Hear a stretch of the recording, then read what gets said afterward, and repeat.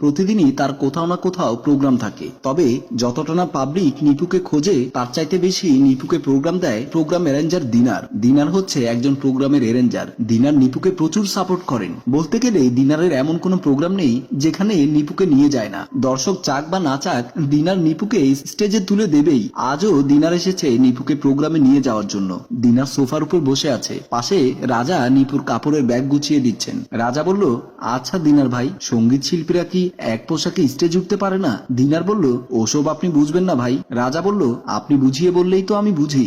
দিনার বলল, মনে করেন যে পোশাক পরে প্রোগ্রামে যাবে সেই পোশাক পরে স্টেজে উঠা যাবে না, কারণ গাড়িতে করে যেতে যেতে পোশাকটা ময়লা হয়ে যেতে পারে, আবার মেকআপ পরেও পোশাকটা ময়লা হয়ে যেতে পারে, তাই ওখানে গিয়ে একটা পোশাক চেঞ্জ করতেই হবে। আবার একবার স্টেজে ওঠার পর শেষ রাতের দিকে আবারও স্টেজে উঠতে হয়, তখন অন্য আরেকটা পোশাক চেঞ্জ করে উঠলে ভালো হয়। দর্শক মনে করে অনেকগুলো শিল্পী নিয়ে গিয়েছি, নতুন শিল্পী মনে করে বকশিশ বেশি দেয়। রাজা বলল, সত্যি ভাই, আপনার বুদ্ধির তারিফ করতে হয়। আচ্ছা ভাইয়া, আজকে আপনাদের প্রোগ্রাম কোথায়? দিনার বলল, আজকে প্রোগ্রাম কক্সবাজারে। রাজা বলল, কক্সবাজারে প্রোগ্রাম? দিনার বলল, হ্যাঁ, একটা কর্পোরেট কোম্পানির কর্মী সম্মেলন হবে, সেখানে অনেক বড় বড় শিল্পীরা গান পরিবেশন করবেন।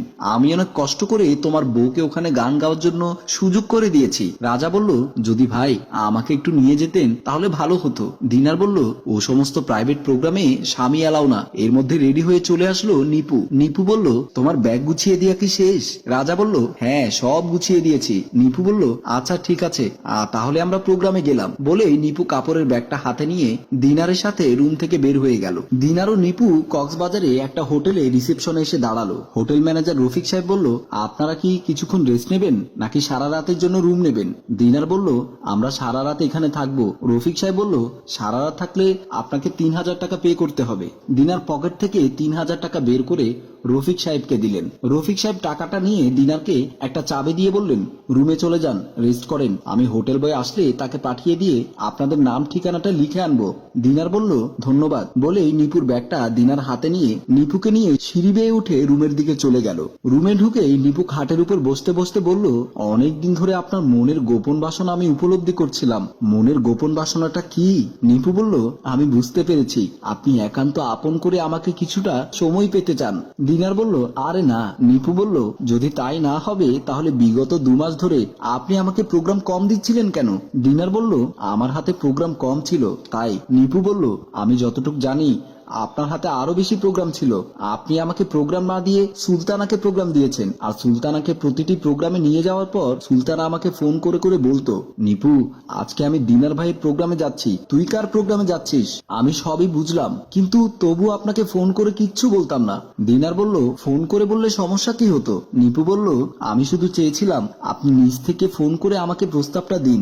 দিনার বলল, খারাপ প্রস্তাব কি কখনো কেউ কাকে ফোন করে দেয়? নিপু বলল, আমি যদি নিজে থেকে আপনাকে না বলতাম তাহলে তো আপনি আমাকে একেবারে বাদ দিয়ে দিতেন। দিনার বলল, বুঝতেই তো পেরেছো, এখন গিভ এন্ড টেকের জামানা। নিপু বলল, আর তাই তো আজকে প্রোগ্রামের নাম করে স্বামীকে মিথ্যে বলে কক্সবাজারে আপনার সাথে সময় কাটানোর জন্য চলে এসেছি। দিনার বলল, তোমার স্বামী যদি টের পায়? নিপু বলল, আরে বাবা, আপনারা পুরুষ মানুষ এত বোকা কেন? আমার স্বামী জানে আমি গানের প্রোগ্রাম করি, আর আপনি বলেছেন আমি একটা কর্পোরেট কোম্পানির প্রাইভেট প্রোগ্রামে এসেছি, তাহলে আমার স্বামী কেন সন্দেহ করবে বলুন তো? দিনার বলল, তুমি যেহেতু আমাকে আজকে খুশি করতে নিয়ে এসেছো, কালকে থেকে তুমি আমার গ্রুপের পার্মানেন্ট সিঙ্গার হয়ে যাবে। কথাগুলো বলতে বলতেই নিপু দিনারের গায়ে শার্টটা খুলতে লাগলো। দিনার বলল, আচ্ছা, তোমার স্বামী যদি মাঝরাতে ফোন করে তখন কি করবে? নিপু বলল, কল রিসিভ করব না। দিনার বলল, তাহলে সে সন্দেহ করবে না? নিপু বলল, না হলে এক কাজ করব, তোমার মোবাইলে কোনো একটা স্টেজ প্রোগ্রামের গান ছেড়ে দিয়ে কল রিসিভ করে বলবো, এখানে প্রোগ্রাম চলছে,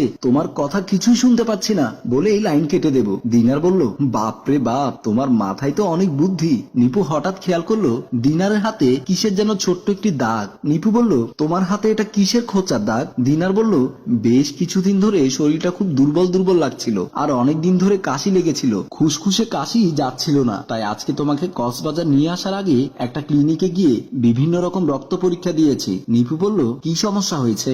ডাক্তার কি কোনো ওষুধ দিয়েছে? দিনার বলল, কালকে বিকেলে রিপোর্ট দিবে, তারপর বুঝতে পারবো কি হয়েছে। এখান থেকে তোমাকে নিয়ে গিয়ে তোমার বাসার ওদিকে পাঠিয়ে দিয়ে আমি ক্লিনিকে গিয়ে রিপোর্টটা নেব। চলো, এতক্ষণ কথা বলে আমার তো আর সইছে না। নিপু বলল, আসো বলেই দুজনেই খাটের উপর শুয়ে গেল। পরের দিন বিকেলে রাজা সোফাগুলো পরিষ্কার করছিল। এমন সময় কলিং বেলের শব্দ শুনে দরজা খুলে দিতে দেখলো নিপু এসেছে। নিপুকে খুবই ক্লান্ত দেখাচ্ছিল। রাজা বলল, কি ব্যাপার, তুমি সকালের দিকে আসলে না কেন? নিপু বলল, হোটেলের চেক আউট হয় 12টায়, আমাকে কি সকালে ছাড়ে? রাজা বলল, তুমি গিয়েছো স্টেজ প্রোগ্রাম করতে, তাহলে হোটেলের চেক আউটের সাথে তোমার স্টেজ প্রোগ্রামের সম্পর্ক কি? নিপু বলল, আরে আহাম্মক, আমরা তো সারা রাত প্রোগ্রাম করে ওখানে হোটেলের রুমে ঘুমিয়েছিলাম, এত কৈফিয়ত তোমাকে দিতে পারবো না। ধরো এখানে কিছু ভেজা কাপড় চোপড় আছে, ওগুলো একটু শুকোতে দাও বলেই রাজার হাতে কাপড়ের ব্যাগটা তুলে দিল। রাজা বলল, তোমার ভেজা কাপড় থাকবে কেন? নিপু বলল, সারা রাত স্টেজে পারফর্ম করার পর ঘেমে গিয়েছিলাম, তাই রাতে গোসল করে ফেলেছিলাম। ভেজা কাপড় শুকাতে দেওয়ার ব্যবস্থা ওখানে ছিল না, রাতে ব্যাগে ভরে ফেলেছিলাম, এখন এখানে শুকাতে দাও বলেই নিপু রুমের দিকে চলে গেল। রাজা কাপড়ের ব্যাগটা খুলে নিপুর একটা ভেজা কাপড় হাতে নিয়ে নিল। খেয়াল করলো ব্যাগের ভেতরে আরো একটা ভেজা কাপড় রয়েছে। ওই কাপড়টা হাতে নিয়েই রাজা খেয়াল করলো ওটা একটা লুঙ্গি। রাজা টেনশনে পড়ে গেল, কি ব্যাপার, আমার বউয়ের ব্যাগের ভেতর পরপুরুষের লুঙ্গি কেন? লুঙ্গিটা হাতে নিয়ে রাজা ভালো করে লক্ষ্য করে দেখলো এটা তো আমার লুঙ্গি না, তাহলে আমার বউয়ের ব্যাগের ভেতর কার ভেজা লুঙ্গি? বিষয়টি জিজ্ঞেস করার জন্য নিপুকে ডাকতে লাগলো। নিপু, এই নিপু, এদিকে আসো তো। দিনার ডাক্তারের চেম্বারে বসে আছে। ডাক্তার দিনারের দিকে তাকিয়ে আছে। দিনার বলল, ডাক্তার সাহেব, আপনি অনেকক্ষণ ধরে আমার রিপোর্টগুলো দেখছিলেন, দেখার পরে দীর্ঘক্ষণ আমার দিকে তাকিয়ে আছেন, ভালো মন্দ কিছুই বলছেন না, ব্যাপার কি বলুন তো? ডাক্তার বলল, আপনি কি বিবাহিত? দিনার বলল, বিয়ে করেছিলাম, কিন্তু আমার ওয়াইফ এখন আমার থেকে সেপারেট। ডাক্তার বলল, কতদিন ধরে সেপারেট? দিনার বলল, হবে প্রায় 4 বছর। ডাক্তার সাহেব বলল, তাহলে তো আপনার বউ বেঁচে গেছেন। দিনার বলল, আপনি বলুন আমার কি সমস্যা হয়েছে? ডাক্তার সাহেব তখন জিজ্ঞেস করলো, আপনার সাথে কি অন্য কেউ এসেছে? দিনার বলল, না, আমি একাই আমার বাসায় থাকি, আমার সাথে কেউ থাকে না। ডাক্তার বলল, আপনার ভাই কিংবা বোন, মা, বাবা এমন কেউ? দিনার বলল, আমার ভাই বিদেশে থাকে, ভাবি আর বাবা আমাদের গ্রামের বাড়িতে থাকেন, মা বেঁচে নেই। তখন ডাক্তার বলল, তাহলে তো আপনাকে না বলেই পারছি না।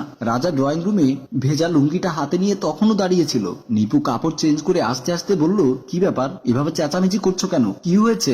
এমন সময় রাজা খেয়াল করলো তার মোবাইলে কল আসলো। রাজা মোবাইলটা হাতে নিয়ে কলটা রিসিভ করতেই ওপাশ থেকে দিনার বলল, রাজা ভাই, নিপুণ কোথায়? রাজা বলল, এই তো আছে আমার সামনে। দিনার বলল, মোবাইলটা কি তাকে দেয়া যাবে? ওর মোবাইলে অনেকক্ষণ ধরে কল দিচ্ছি, রিসিভ করছে না। রাজা বলল, হ্যাঁ আছে তো, আমি দিচ্ছি, কথা বলুন। দিনার তখন বলল, আচ্ছা থাক, তাকে মোবাইল দেওয়ার দরকার নেই, আপনি শুনুন।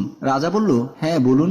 দিনার বলল, কাউকে কিছু বলিয়েন না, পারলে আমাকে ক্ষমা করে দিয়েন, গতকাল আমি অনেকগুলো টেস্ট দিয়েছিলাম, আজকে ডাক্তার রিপোর্ট দেখে আমাকে বলল।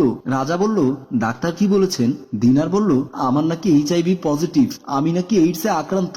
ভাই, দয়া করে কাউকে কথাগুলো বলবেন না, আর পারলে আমার জন্য একটু দোয়া করবেন বলেই দিনার মোবাইলের লাইনটা কেটে দিল। নিপু বলল, কে ফোন করেছে, কার সাথে কথা বলেছিলে? রাজা বলল, দিনার ভাই ফোন করেছিল। নিপু বলল, কেন ফোন করেছিল, কোনো প্রোগ্রাম আছে নাকি? রাজা বলল, প্রোগ্রামের জন্য ফোন করেনি, একটা কথা বলেছে যেটা কাউকে না বলতে নিষেধ করেছে। নিপু মনে মনে ভয় পেয়ে গেল, তাহলে কি দিনার তার সাথে গত রাত থেকে আসার কথাটা কি তার স্বামীকে বলে দিয়েছে নাকি? নিপু বলল, কি এমন গোপন কথা বলেছে?